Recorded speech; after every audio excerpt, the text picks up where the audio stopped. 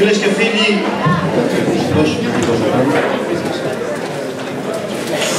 φίλοι, θέλω από την καρδιά μου να σας ευχαριστήσω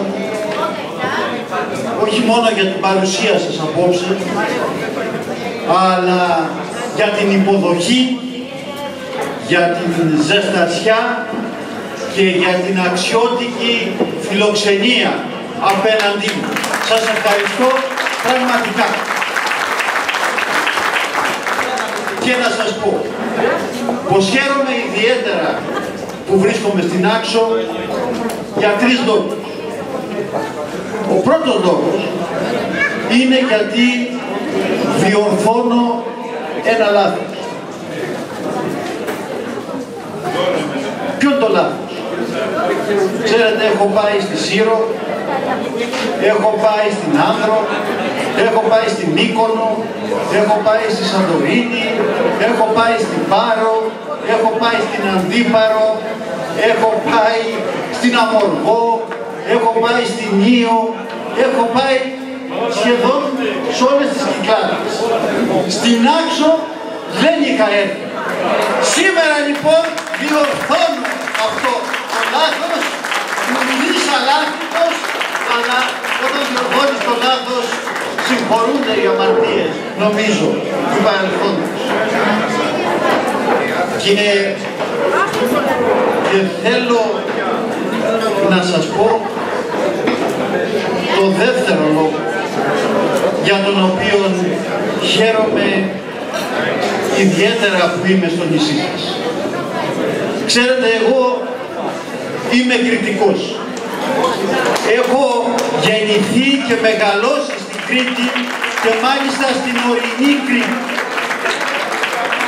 Κατάλαβα σήμερα από τους ανθρώπους και από τον αέρα, από τις μυρωδιές, από το κλίμα, ότι εδώ υπάρχει η ανθρωπιά, η λεβεντιά και η περηφάνεια που έχουμε και εμείς στην Κρήτη. Και αισθάνθηκα λίγο ότι είμαι και στη δική μου ιδιαίτερη πατρίδα σήμερα που βρέθηκα στην Άξο. Και ο τρίτος λόγος είναι πολιτικός. Χαίρομαι που είμαι στο νησί των Πρωτοπαπαδάκηδων. Χαίρομαι που είμαι στο νησί του καθηγητή και βουλευτή της παράταξής μας για χρόνια, που δυστυχώς το χάσαμε πρόσφατα, του Γιάννη Κομματά.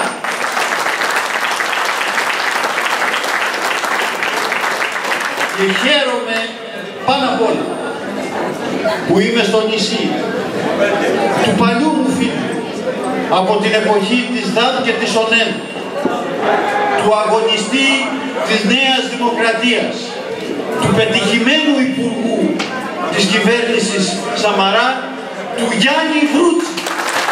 Χαίρομαι πραγματικά που ταξιδέψαμε μαζί και ήρθαμε στην Άξο του Γιάννη Βρούτση. Με τον Γιάννη, όπως αντιληφθήκατε, μας συνδέουν πολλοί αγώνες και πολλές μνήμες εδώ και 30 χρόνια.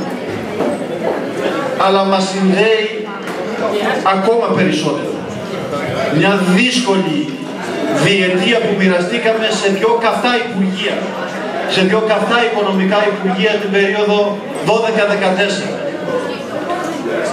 Εγώ στο Υπουργείο Ανάπτυξης και εκείνος στο Υπουργείο Εργασίας και Κοινωνικής Ασφάλισης.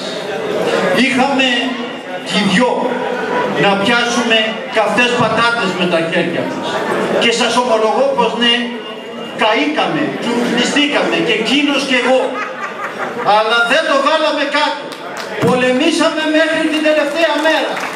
Και σήμερα μπορούμε και εκείνος και εγώ να σας κοιτάμε στα μάτια και να σας λέμε πως βάλαμε την πατρίδα μας πάνω απ' όλα και πως αν και είχαμε μπροστά μας μια δύσκολη διαδρομή, κατορθώσαμε και φτάσαμε στην άκρη του τούνελ. Από το 12 ήσαμε το 14, η Ελλάδα προόδευσε και είμαστε περήφανοι, παρά τα όποια λάθη μπορεί να γίνανε, για αυτή την προσπάθεια. και με αυτήν την πατριωτική αντίληψη θέλουμε να προχωρήσουμε και αύριο και μεθαύριο, όταν η Νέα Δημοκρατία κληθεί και πάλι να αναλάβει τη διακυβέρνηση του τόπου. Φίλες και φίλοι, εγώ μπορεί να χαίρομαι που είμαι σήμερα εδώ, υποθέτω ότι χαίρεστε κι εσείς, όχι γιατί είμαι εγώ εδώ. Υποθέτω ότι χαίρεστε κι εσείς. Υποθέτω ότι χαίρεστε κι εσείς γιατί έχουμε μια καταπληκτική κυβέρνηση. Έχουμε μια κυβέρνηση που έχει σπάσει όλα τα ρεκόρ και που έχει κάνει τους Έλληνες πανευτυχείς. Πρώτο ρεκόρ. Έχουμε μια κυβέρνηση με το παγκόσμιο ρεκόρ της δημαγωγίας. Δεν θα αναφερθώ στις υποσχέσεις που έδωσαν. Για τον πολύ απλό λόγο ότι ο κατάλογος θα ήταν ανεξάρτητος.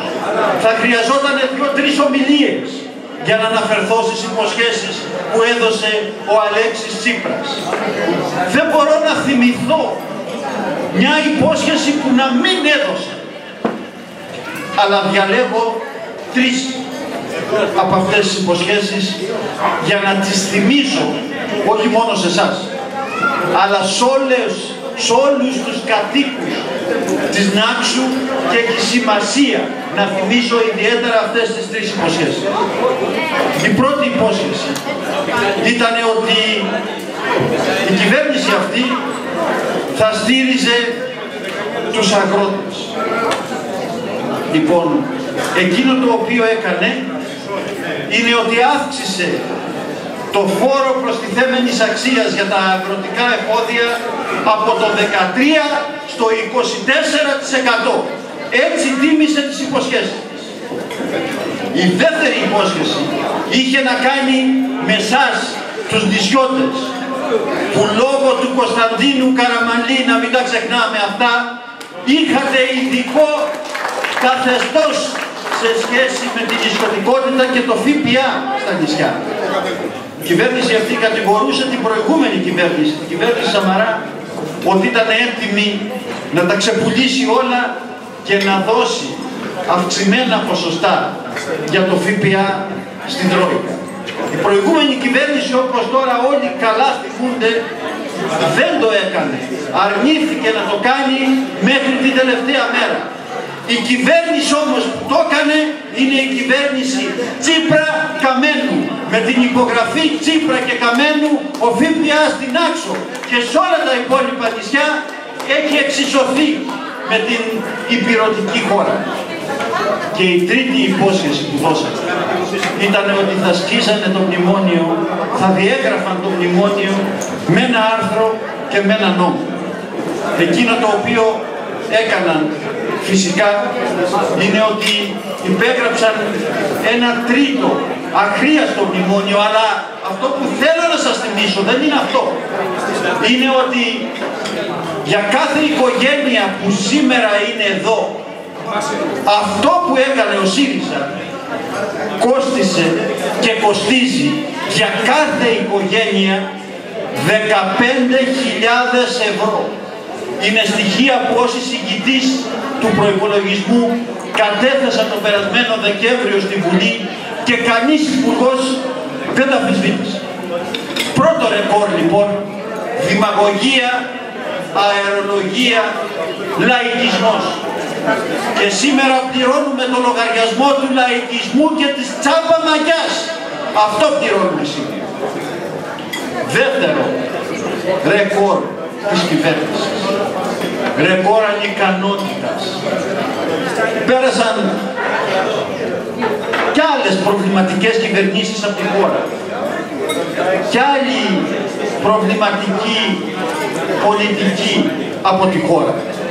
Αλλά αυτή η κυβέρνηση είναι χωρίς καμιά αμφιβολία η πιο ανίκανη κυβέρνηση που πέρασε σε αυτόν τον τόπο από το 1974 και μετά. Και δεν το λέω από αντιπολιτευτικό ίστρο. Θέλω να σας θυμίσω, θυμηθείτε, τι έγινε μόλις χτες. Ο όπου αφού πέρασε πανηγυρικά πριν από μερικούς μήνες ο νόμος Κατρούγκαλου, βγήκε για το ασφαλιστικό η Ελληνική Στατιστική Αρχή και είπε στην κυβέρνηση δημόσια: συγγνώμη κυρίες και κύριοι της κυβερνήσεως, αλλά ο νόμος σας είναι τόσο ερασιτεχνικός, τόσο πρόχειρος, τόσο ακαταλαβίστικος, που δεν μπορούμε να υπολογίσουμε τις συντάξεις και τον τρόπο με τον οποίο θα απονέμονται οι συντάξεις. Αυτό το πράγμα δεν έχει προηγούμενο στη σύγχρονη ελληνική ιστορία. Θέλετε άλλο παράδειγμα ανικανότητας? Και αναφέρομαι ιδιαίτερα στους αγρότες και τους κτηνοτρόφους. Υπάρχει το πρόγραμμα Μπαλτατζής, ο δεύτερος πυλώνας της κοινής αγροτικής πολιτικής για την αγροτική ανάπτυξη. Ξέρετε αυτή η περίφημη και αποτελεσματική κυβέρνηση πώς θα έχει καταφέρει?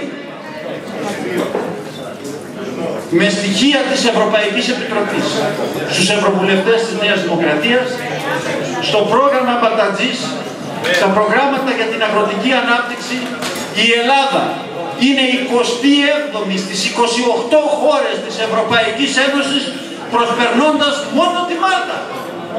Ας τους δώσουμε συγχαρητήρια. Και το τρίτο και σημαντικότερο, το οποίο καταδεικνύει ακριβώς την αναποτελεσματικότητα χωρίς προηγούμενο αυτής της κυβέρνησης. Δεν θα ξέρετε ίσως, και νομίζω ότι πρέπει να το μάθει και ο τελευταίος Έλληνας, ότι το 2014 το δούνου του, ο σκληρός της υποθέσεως, ζητούσε από εμάς, τους τρισκατάρατους, τους ανάλγητους, τους νεοφιλελεύθερους, για τη διετία 15-16 με την επίσημη έκθεσή του, μέτρα 3 δις. Ξέρετε πόσα μέτρα πήρε αυτή η κοινωνικά ευαίσθητη κυβέρνηση που ήρθε να διορθώσει τα πράγματα? Πήρε μέτρα 6 δις για την ίδια διετία, διπλάσια από αυτά που ζητούσε το δουνού του. Όχι γιατί είναι κακοί άνθρωποι, αλλά γιατί δεν μπορεί να διαβάσουν την οικονομική και την ευρωπαϊκή πραγματικότητα. Εκτροχιάστηκε η οικονομία, οπισθοδρόμησε η οικονομία, και όταν αυτό συμβαίνει απαιτείται στη συνέχεια βαρύτερη θεραπεία. Και το τρίτο χαρακτηριστικό, το τρίτο ρεκόρ, παγκόσμιο ρεκόρ αυτής της κυβέρνησης, είναι το ρεκόρ αλαζονίας και προκλητικότητας. Σήμερα υποθέτω θα είναι ανάμεσά μας και συνταξιούχοι, και υποθέτω ότι κάποιοι από αυτούς θα παίρνουν επικουρικές συντάξεις. Θυμηθείτε την επιστολή του Υπουργού Εργασίας τον περασμένο Οκτώβριο στους συνταξιούχους, που τους έλεγε ούτε λίγο ούτε πολύ: μην πιστέψετε στα μάτια σας, μην πιστέψετε στην τσέπη σας, πιστέψτε στο δικό μας γράμμα. Εσείς βλέπετε και αισθάνεστε στην τσέπη σας ότι οι συντάξεις σας μειώθηκαν, αλλά αυτό δεν είναι αλήθεια. Αλήθεια είναι μόνο η αλήθεια του ΣΥΡΙΖΑ. Θυμηθείτε το ακόμα πιο κωμικοτραγικό, με τον Υφυπουργό Εργασίας, ο οποίος βγήκε στην τηλεόραση και είπε πριν από μερικές μόλις μέρες ότι οι άνθρωποι στον δρόμο τον σταματούν και τον καλούν να αυξήσει τις εισφορές στα ταμεία, διότι έχουν προφανώς περίσσευμα στην τσέπη και θέλουν να δώσουν κι άλλα λεφτά στο ΣΥΡΙΖΑ, κι άλλα λεφτά στο Υπουργείο Εργασίας, για να ολοκληρωθεί η διάλυση. Και πάνω απ' όλα, θυμηθείτε την πολιτική μασκαράτα, το πολιτικό καρναβάλι, το οποίο ζήσαμε μόλις πριν από μερικές μέρες, την προηγούμενη εβδομάδα, όταν είδαμε μετά την απόφαση να κοπούν εκ νέου οι συντάξεις και να μειωθεί το αφορολόγητο, είδαμε μετά από αυτή τη συμφωνία στο Eurogroup τον Πρωθυπουργό και τους Υπουργούς να βγαίνουν και να πανηγυρίζουν στις τηλεοράσεις ότι δίθεν τελείωσε η λιτότητα. Ξέρετε φίλες και φίλοι, ο Έλληνας, ό,τι και να ψήφισε, είτε είναι δεξιός, είτε είναι κεντρός, είτε είναι αριστερός, ευτυχώς παραμένει και μέσα του και λίγο ατάρτης. Και κάποια στιγμή όταν βλέπει κυρίως αυτή την προκλητικότητα, σου λέει άσε με ρε φίλε, τελείωσε λοιπόν πια με το ΣΥΡΙΖΑ, τελείωσε, γιατί το ΣΥΡΙΖΑ τον βάζουν στο χρονοτούλαπο της ιστορίας οι Έλληνες πολίτες. Και ξέρουμε σήμερα πολύ καλά, το ξέρουμε όχι μόνο από τις δημοσκοπήσεις, αλλά και από την καθημερινή παρατήρηση, από αυτό που συμβαίνει σε όλες τις πόλεις και τα χωριά, ότι όποτε και να γίνουν εκλογές, όποια άμυνα οπισθοφυλακής και να κάνει ο κύριος Τσίπρας, η επόμενη κυβέρνηση της Ελλάδας θα είναι η Νέα Δημοκρατία και ο επόμενος πρωθυπουργός θα είναι ο αρχηγός μας, ο Κυριάκος Μητσοτάκης. Γι' αυτό δεν έχει αμφιβολία ούτε ο πιο φανατικός οπαδός του ΣΥΡΙΖΑ. Και αυτό ακριβώς είναι που ανεβάζει και τις δικές μας ευθύνες. Και γι' αυτό θέλω να σας πω ότι το πιο σημαντικό κομμάτι της ομιλίας μου είναι αυτό που θα ακολουθήσει από εδώ και πέρα. Γιατί μέχρι τώρα νομίζω ότι δεν είχα καμιά δυσκολία να σας πείσω για τα ψέματα, για την αναποτελεσματικότητα και για την προκλητικότητα του ΣΥΡΙΖΑ. Όμως, από εδώ και πέρα θα αναφερθώ στη διαδρομή του αύριο και του μεθαύριο. Και θέλω να είμαι απολύτως σαφής απέναντί σας. Φίλες και φίλοι, όταν θα καταρρεύσει ο ΣΥΡΙΖΑ, όπως αντιλαμβάνεστε, θα καταρρεύσει μέσα σε εξαιρετικά άσχημες συνθήκες για την οικονομία. Η Νέα Δημοκρατία λοιπόν ξεκινάει με την πρώτη βασική παραδοχή. Η ελπίδα σε αυτό το τόπο δεν χάθηκε. Η Ελλάδα δεν είναι καταδικασμένη να είναι μια χώρα δεύτερης κατηγορίας στο περιθώριο της Ευρώπης, σε ένα θάλαμο υγειονομικής απομόνωσης. Όχι, δεν είναι το μέλλον αυτής της ιστορικής χώρας το μέλλον που της επιφυλάσσει η πολιτική του ΣΥΡΙΖΑ. Υπάρχει ελπίδα για την Ελλάδα, αλλά η ελπίδα που υπάρχει είναι η ελπίδα της αλήθειας. Γι' αυτό η σημαία που σηκώνουμε ψηλά είναι η σημαία της αλήθειας, της ευθύνης και της σοβαρότητας. Αυτή είναι η σημαία που υψώνει ψηλά ο πρόεδρος μας, ο Κυριάκος Μητσοτάκης, και έχουμε ένα πρόσθετο λόγο να το κάνουμε. Γιατί αυτή η παράταξη δεν είναι μια τυχαία παράταξη, αλλά η παράταξη που ίδρυσε ο Εθνάρχης Κωνσταντίνος Καραμανλής. Και Καραμανλής σημαίνει σοβαρότητα και υπευθυνότητα. Σημαίνει αλήθεια και καθαρή λογαριασμή. Θα πούμε λοιπόν πράγματα που γίνονται. Θα μετρήσουμε τα λόγια μας μέχρι το τελευταίο. Γιατί θέλουμε να είμαστε εντάξει απέναντι στους Έλληνες πολίτες, και εγώ θέλω να είμαι εντάξει απέναντι σε αυτό που μου ζήτησε προηγουμένως ο Γιάννης Βρούτσης. Θέλω όταν η Νέα Δημοκρατία με τη βοήθεια του Θεού και του λαού γίνει κυβέρνηση να ξανάρθω στην Άξο και να έχουμε τιμήσει αυτά που θα έχουμε πει προεκλογικά. Δεν θέλουμε να γίνουμε ΣΥΡΙΖΑ νούμερο 2. Το δεύτερο, το οποίο θέλω να σας πω, είναι ότι εμείς δεν ψάχνουμε για κάποιες μαγικές συνταγές. Ποια είναι η γραμμή μας? Οι καλές ευρωπαϊκές πρακτικές. Κοντολογής, τι γίνεται στις προηγμένες ευρωπαϊκές χώρες, αυτό να το κάνουμε και στην Ελλάδα. Τι έγινε στις άλλες χώρες που αφού μπήκαν στα μνημόνια, κατόρθωσαν και βγήκαν μέσα σε 3 χρόνια. Τι έγινε στην Πορτογαλία, τι έγινε στην Ιρλανδία, τι έγινε στην Κύπρο, αυτό να το κάνουμε και στην Ελλάδα. Το κομμάτι του ελληνισμού που είναι στην Κύπρο τα κατάφερε. Δεν δικαιούμαστε εμείς να σερνόμαστε στην κρίση και στα μνημόνια. Μας αξίζει ένα καλύτερο μέλλον. Και αυτό το μέλλον θέλουμε να το κατακτήσουμε με σοβαρότητα και ευθύνη. Έτσι θέλουμε να προχωρήσουμε. Και να ξέρετε ότι η βασική μας προτεραιότητα είναι μία. Να βάλουμε μπροστά τη μηχανή της οικονομίας. Να κάνουμε νέες δουλειές. Νέα δημοκρατία, νέες δουλειές. Αυτή είναι η επιδίωξή μας. Γιατί είναι ο μόνος τρόπος να αντιμετωπιστεί η ανεργία και ο μόνος τρόπος να εξακολουθήσουν οι συνταξιούχοι να παίρνουν τις συντάξεις τους. Γιατί και το ασφαλιστικό να στηριχθεί θέλει εργαζομένους που θα δίνουν εισφορές στα ασφαλιστικά ταμεία. Για να γίνει λοιπόν αυτό το πράγμα πρέπει αυτός ο τόπος να απαλλαγεί από τις ιδέες της αριστεράς και του κρατισμού που τον έχουν καταδικάσει σε κρίση, σε παρακμή και σε απαξίωση επί πολλά χρόνια. Γιατί ακόμα και όταν η αριστερά δεν ήταν στην εξουσία, οι ιδέες του κρατισμού κυριαρχούσαν σε αυτή τη χώρα. Τέλος λοιπόν με τον κρατισμό.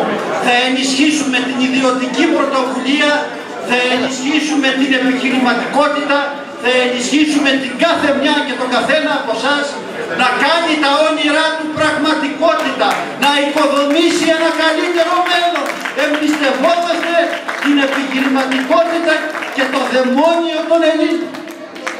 Αυτό. Και από εκεί και πέρα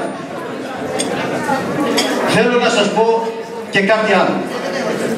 Η Νέα Δημοκρατία το ξεκαθάρισε ο Κυριάκος Μητσοτάκης όταν επισκέφθηκε το ΣΕΒ.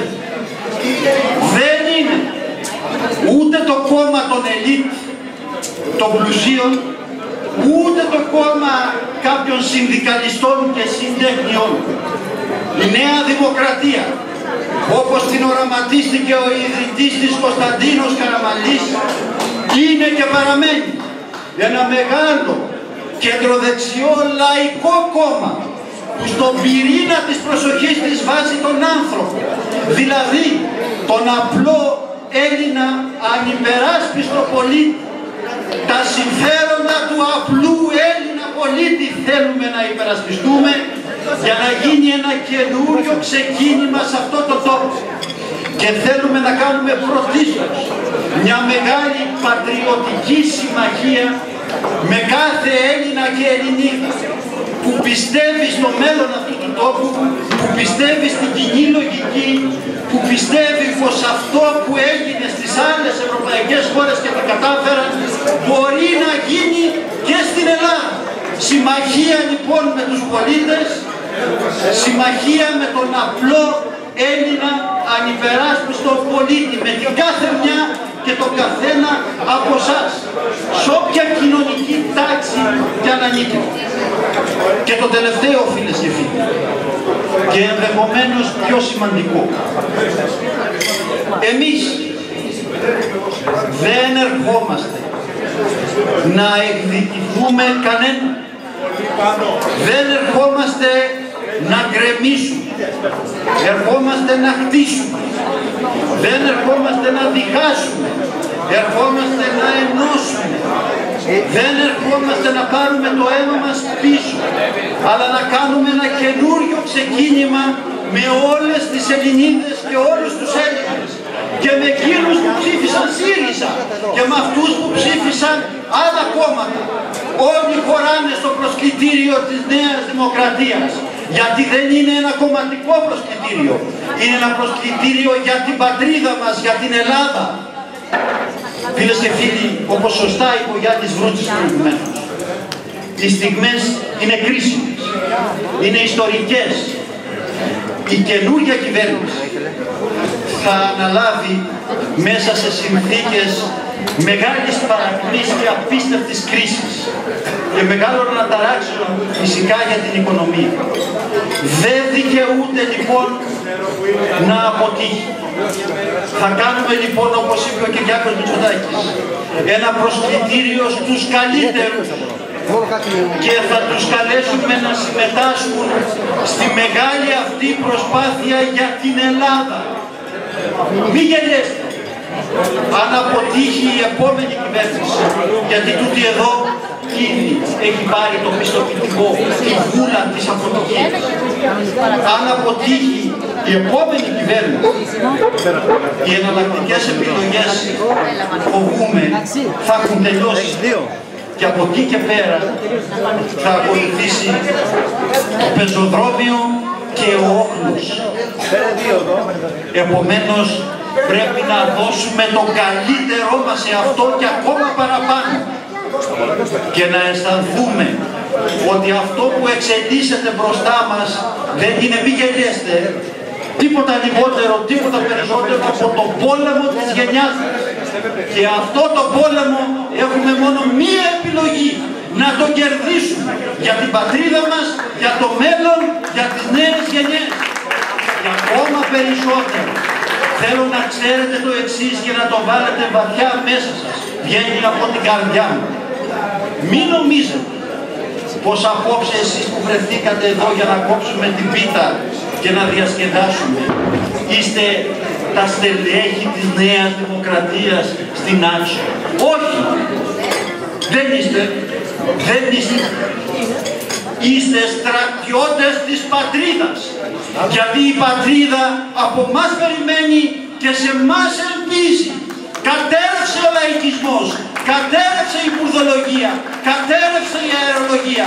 Χρειάζεται μια μάχη με σοβαρότητα και υπευθυνότητα. Και αυτή τη μάχη ως συνήθως θα τη δώσει η Νέα Δημοκρατία. Και τη μάχη αυτή όλες και όλοι μαζί θα την κερδίσουμε. Πρέπει να την κερδίσουμε. Δεν δικαιούμαστε να μην την κερδίσουμε. Σας καλώ λοιπόν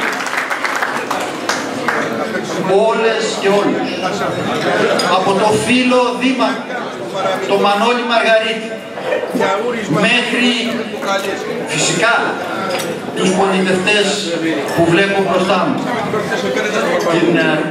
την κυρία Μονογιού, τον κύριο Δαρζέντα, την κυρία Πάη, τον κύριο Φακόνδη και το φίλο μου, τον Γιάννη τον Βρούτσι. Αλλά σας καλώ την κάθε μια και τον καθένα από εσάς να γίνετε πρεσβευτές αυτού του μηνύματος, αισθανόμενος ο καθένας, αισθανόμενοι η κάθε μια, πως είναι η πιο σημαντική μάχη των τελευταίων δεκαετιών. Η Νέα Δημοκρατία δεν πρέπει να είναι απλά και μόνο πρώτο κόμμα, θα είναι. Η Νέα Δημοκρατία θα πρέπει να έχει μια πολύ δυνατή, πολύ καθαρή εντολή ανάταξης της κατάστασης και αντιμετώπισης μια και καλή του μεγάλου οικονομικού προβλήματος της χώρας. Χρειαζόμαστε λοιπόν μια μεγάλη, μια πλατιά λαϊκή συμμαχία, η οποία θα δώσει το περιθώριο στον Κυριάκο Μητσοτάκη γρήγορα, συντεταγμένα και αποφασιστικά να κάνει αυτό που έγινε και στις άλλες χώρες που μπήκαν στα μνημόνια και να αφήσουμε την κρίση μια και καλή στο παρελθόν, μια και καλή στην άκρη. Λοιπόν, φίλες και φίλοι, θέλω να πιστέψετε ότι αυτά που σας είπα, όλα όσα σας είπα, βγήκαν από μέσα. Και έχω αποφασίσει να μην μιλάω με περιστροφές, γιατί είναι υποχρέωσή μου μετά από τόσα χρόνια στην πολιτική να λέω ξεκάθαρα τη γνώμη μου. Η πατρίδα μας είναι σε πολύ δύσκολη φάση. Ο λαϊκισμός είναι το εθνικό καρκίνωμα. Η ελπίδα ακόμα δεν έχει χαθεί. Μόνο που για να μείνουμε όρθιοι και να μην νοσταλγούμε κάποια στιγμή το σήμερα, πρέπει όλοι μαζί, ενωμένοι, οργανωμένοι και αποφασιστικοί, να κερδίσουμε αυτό το πόλεμο. Να κερδίσουμε το πόλεμο της δικής μας γενιάς. Και είμαι βέβαιος ότι επειδή εδώ βρίσκονται πολλοί παλιοί και καλοί αγωνιστές της παράταξης, αυτή τη φορά θα πολεμήσουμε ακόμα πιο αποφασιστικά, γιατί αξίζει να την κερδίσουμε αυτή τη μάχη. Δεν είναι μόνο μια μάχη για το κόμμα μας, είναι μια μάχη για τις οικογένειές μας, είναι μια μάχη για τα σπίτια μας, Είναι μια μάχη για το μέλλον μας. Θα τη δώσουμε λοιπόν αυτή τη μάχη με πρωτοπόρο τον πρόεδρό μας τον Κυριάκο Μητσοτάκη και με όλους εμάς μαζί του για να κερδίσουμε το μέλλον που αξίζει αυτή η χώρα, η Ελλάδα. Για την Ελλάδα θα πολεμήσουμε και για την Ελλάδα θα νικήσουμε. Να είστε καλά, να είστε καλά, σας ευχαριστώ πολύ. Καλή διασκέδαση και κυρίως καλούς